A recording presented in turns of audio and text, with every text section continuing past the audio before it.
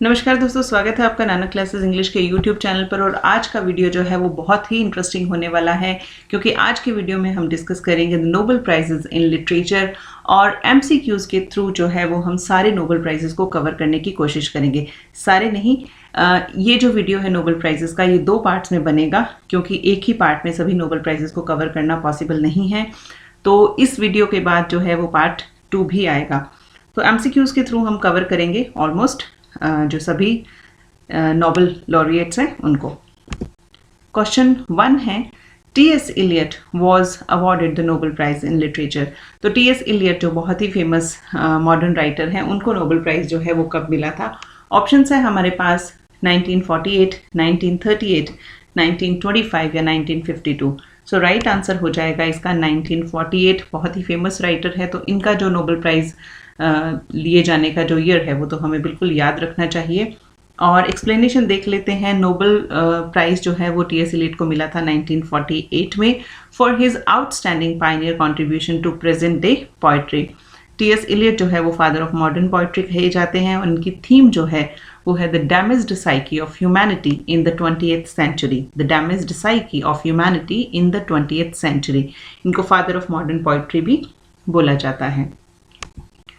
Next है, देखो 1948 में टी.एस. इलियट को मिला, और 1938 में पर्ल एस बक को was awarded the Nobel Prize in Literature for her rich and truly epic descriptions of peasant life in China and for her biographical masterpieces. And she was the first American woman to win both Pulitzer Prize and Nobel Prize.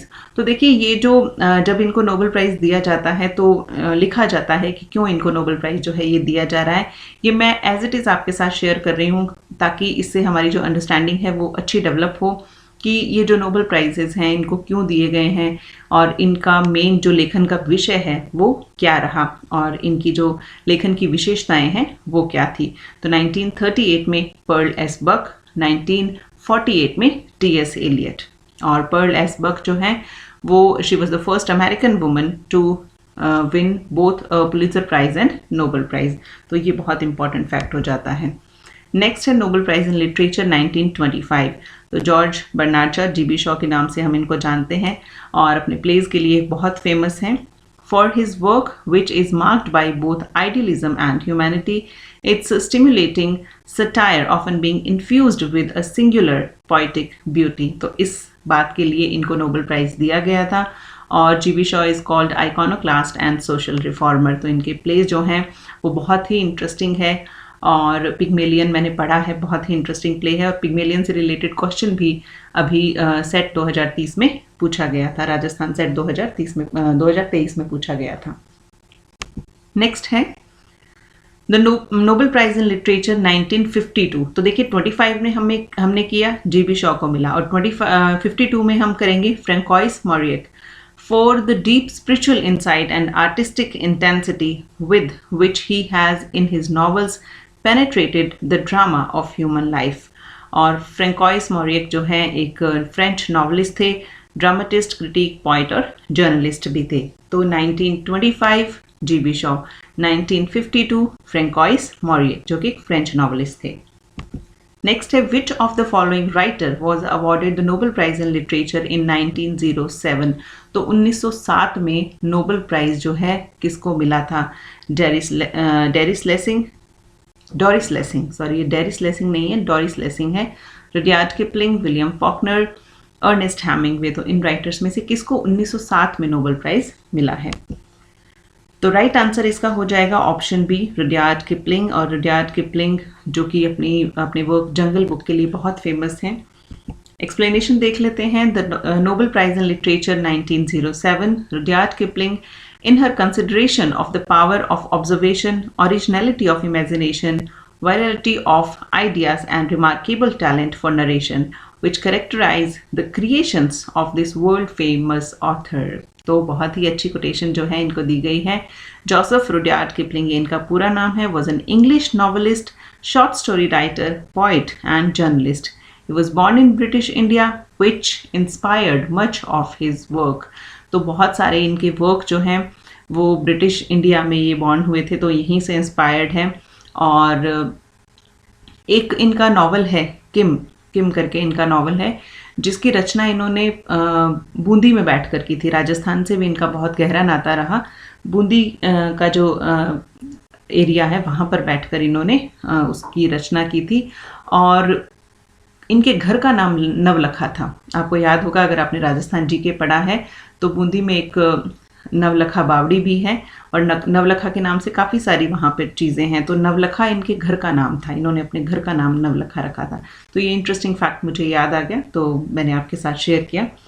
Next explanation देखते हैं, the Nobel prize in literature 2007। तो देखिए 1907 में हमने देखा Rudyard Kipling. अब 2007 में, पूरे 100 सालों के बाद देखिए 2007 में Doris Lessing, that apices of the female experience who with skepticism, fire and visionary power has subjected a divided civilization to scrutiny। तो उनके नॉवल जो हैं उसमें ग्रास इज सिंगिंग जो कि 1950-1950 में पब्लिश हुआ था, और एक इनका सीक्वेंस है of five novels collectively called the children of violence. 1952 से लेकर 1969 तक इनके पब्लिकेशंस आए थे। और गोल्डन नोटबुक जो है वो बहुत ही फेमस है, 1962 में पब्लिश हुआ था, और गुड टेररिस्ट जो है वो 1985 में पब्लिश हुआ था। और एक और इनका 5 नॉवेल्स जो कलेक्टिवली पब्लिश हुए थे वो है कैनोपस इन आर्गोस आर्चीव 1979 से 1983 तक। तो देखिए 2007 में डोरिस लेसिंग और 1907 में रुडयार्ड किपलिंग। एक और फैक्ट आपको बता दूं, 1907 में जब रुडयार्ड किपलिंग को नोबेल प्राइज़ मिला तो वो नोबेल प्राइज़ को प्राप्त करने वाले सबसे कम उम्र के राइटर थे। और डोरिस लेसिंग को जब 2007 में नोबेल प्राइज़ मिला तो वो नोबेल प्राइज़ को प्राप्त करने वाली सबसे अधिक उम्र की राइटर थी। तो ये फैक्ट भी जो है आपको मेमोराइज करने में हेल्पफुल रहेगा। नेक्स्ट है the Nobel prize in literature in 1949। तो 49 फॉकनर, याद रखिएगा 1949 फॉकनर। विलियम फॉकनर को मिला for his powerful and artistically unique contribution to the modern American novel. तो मॉडर्न अमेरिकन नॉवल के जो फील्ड है उसमें यूनिक कंट्रीब्यूशन के लिए इनको नोबेल प्राइज दिया गया। विलियम फॉकनर जो है इनका जन्म हुआ था 1897 में और इनकी डेथ हुई थी 1962 में। Was an American writer known for his novels and short stories set in the fictional. अब देखिए ये अजीब सा नाम है, ये प्रोनाउंस करना अपने आप में महाभारत है। तो ये काउंटी कोई जगह का नाम है, based on Lafayette County Mississippi. तो मिसिसिपी की किसी जगह का नाम है, where Faulkner spent most of his life. तो ये सब फॉकनर के बारे में। नेक्स्ट है the Nobel prize in literature 1954। जी हाँ, ये क्वेश्चन पूछा गया था assistant professor exam 2020, RPSC assistant professor का जो एग्ज़ाम था 2020 में। तो जो अर्नेस्ट हेमिंगवे है, इनका पूरा नाम है अर्नेस्ट मिलर हेमिंगवे, और इनको नोबेल प्राइज दिया गया था for his mastery of the art of narrative most recently demonstrated in The Old Man and the Sea, and for the influence that he has exerted on contemporary style। तो देखिए इनके work का नाम भी mention है इसमें। और Ernest Hemingway जो है इनका जन्म हुआ था 1899 और डेथ हुई थी 1961। Was an American novelist, short story writer and journalist. Next question है, Louise Gluck was awarded Nobel prize in literature. तो लुइस ग्लक को नोबेल प्राइज जो है वो कब मिला था? ऑप्शंस है हमारे पास, देखिए लेटेस्ट ईयर्स के ऑप्शंस हैं 2019, 2019, 2020, 2021 और 22। सो राइट आंसर हो जाएगा इसका 2020। तो 2020 में लुइस ग्लक को नोबेल प्राइज जो है वो मिला था। एक्सप्लेनेशन देखते हैं। The Nobel prize in literature 2020 Louise Gluck for her unmistakable poetic voice that with austere beauty makes individual existence universal। तो लुइस एलिजाबेथ ग्लक, ये इनका पूरा नाम है, and she was born in 1943 and she is still alive, is an American poet and essayist. Her other awards include the Pulitzer Prize, National Humanities Medal, National Book Award, National Book Critics Circle Award, Bollinger Prize। From 2003 to 2004 she was Poet Laureate of the United States। तो ये 2003 से 2004 तक Poet Laureate of United States भी रही हैं। Next है Nobel prize in literature in 2019। तो 2019 में पीटर हैंडके को नोबेल प्राइज दिया गया था। और पीटर हैंडके जो हैं वो एक ऑस्ट्रियन ऑथर हैं और ट्रांसलेटर भी हैं। इनका जन्म हुआ था 1942 में और Peter Handke is known for extremely critical और परहैप्स इवन एब्सर्ड। तो देखिए एब्सर्डिटी के फील्ड में हमने सैमुअल बेकेट का ही नाम सुना था और अब दूसरा नाम जो है वो पीटर हैंडके जो है इनका नाम भी आता है। is known for his extremely critical and absurd plays. Perhaps his best known play is, oh my god, again the very difficult pronunciation is, तो इसको ट्रांसलेट, जो इसका ट्रांसलेशन है वही देख लेते हैं। ट्रांसलेट्स रफली एज इंसल्टिंग और ऑफेंडिंग द ऑडियंस। तो इसको कोशिश भी करेंगे प्रोनाउंस करने की तो बहुत डिफिकल्ट हो जाएगा, तो इसका ट्रांसलेटेड वर्जन ही देख लेते हैं, insulting and offending the audience. तो इसके लिए ये फेमस है बहुत। नेक्स्ट है Nobel prize in literature in 2021। तो अब्दुल रज़ाक गुरना, इनको 2021 में नोबेल प्राइज मिला था for his uncompromising and compassionate penetration of the effects of colonialism and the fate of the refugee in the gulf between cultures and continents। तो अब्दुल रज़ाक गुरना जो है उनका जन्म हुआ था 20 दिसंबर 1948 को, is a Tanzanian born British novelist. Most of his novels talked about colonialism and its impact on refugees। तो देखिए colonialism की बात इनके वर्क्स में देखने को मिलती है और कॉलोनियलिज्म का जो इम्पैक्ट है रिफ्यूजीज पे वो भी हम इनके वर्क्स में देख सकते हैं। तो अब्दुल रज़ाक गुरना 2021। नेक्स्ट है the Nobel prize in literature 2022। तो एनी एरोनॉक्स को 2022 में नोबेल प्राइज मिला था for the courage and clinical acuity with which she uncovers the roots, estrangements and collective restraints of personal memory। तो एनी थेरेस ब्लांचे एरोनॉक्स, ये इनका पूरा नाम है, and she was born in 1940, is a French writer. Her literary work, mostly autobiographical, maintains close links with sociology। तो इनके works जो हैं वो मोस्टली ऑटोबायोग्राफिकल हैं और ये एक फ्रेंच राइटर हैं। नेक्स्ट एक फैक्ट है, the Nobel prize in literature has been awarded 115 times to 119 Nobel Prize laureates between 1901 to 2022। तो अब तक 1901 से 2022 तक 119 नोबेल लॉरिएट्स को नोबेल प्राइज मिल चुका है और ये अवार्ड जो है वो 115 टाइम दिया गया है। नेक्स्ट है Harold Pinter was awarded the Nobel prize. तो हेरोल्ड पिंटर जो है इनको कौन नहीं जानता, अपने प्ले द बर्थडे पार्टी के लिए बहुत ही फेमस है और ऑप्शंस है हमारे पास 2003, 2013, 2005 और 2001। सो राइट आंसर हो जाएगा 2005। तो हेरोल्ड पिंटर तो 2005 में इनको नोबेल प्राइज दिया गया था। एक्सप्लेनेशन देख लेते हैं। Harold Pinter was awarded the Nobel prize in literature in 2005 who in his plays uncovers the precipice under everyday prattle and forces entry into operations closed room। तो बहुत ही सटीक जो बात है ये कही गई है। His best known plays include The Birthday Party 1957 में जो पब्लिश हुआ था और The Homecoming जो कि 1964 में पब्लिश हुआ था और Betrayal जो कि पब्लिश हुआ था 1978 में, each of which he adapted for the screen। तो मूवीज भी बन चुकी हैं इनके प्लेज पे। नेक्स्ट है 2003 में देखिए नोबेल प्राइज मिला था J.M. कोट्ज़ी को और ये एक साउथ अफ्रीकन और ऑस्ट्रेलियन नॉवेलिस्ट हैं। किस लिए मिला था इनको? Who is innumerable guises portrays the surprising involvement of the outsider. तो जॉन मैक्सवेल कोट्ज़ी इनका पूरा नाम है, मैक्सवेल कोट्ज़ी पूरा नाम है, is a South African and Australian novelist, essayist, linguist, translator. तो देखिए ये बेसिकली तो ये साउथ अफ्रीकन थे पर 2006 में इन्होंने ऑस्ट्रेलिया की नागरिकता ले ली थी। He is one of the most critically acclaimed and decorated authors in the English language. Next देखते हैं V.S. नायपॉल। 2001 में 2001 में इनको नोबेल प्राइज दिया गया था for having united perceptive narrative and incorruptible scrutiny in works that compel us to see the presence of suppressed histories. Vidiadhar Suraj Prasad Naipaul, ये इनका पूरा नाम था, was a British writer and he was the first person of Indian origin to win a Booker Prize in 1971 and Naipaul died on 11th August 2018 in London. तो अभी 2018 में इनकी death हुई है और ये फर्स्ट इंडियन ऑरिजिन के person थे जिनको बुकर प्राइज दिया गया था 1971 में। तो V.S. नायपॉल 2001। नेक्स्ट है Alice Munro.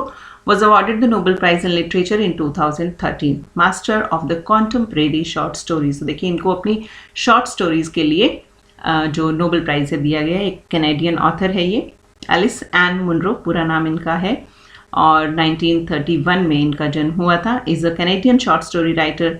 Munro's work has been described as revolutionizing the architecture of short stories, especially in its tendency to move forward and backward in time. Her stories have been said to embed more than announce, reveal more than parade. तो देखिए कितनी beautiful बात कही है। Alice Ann Munro 2013 Nobel prize.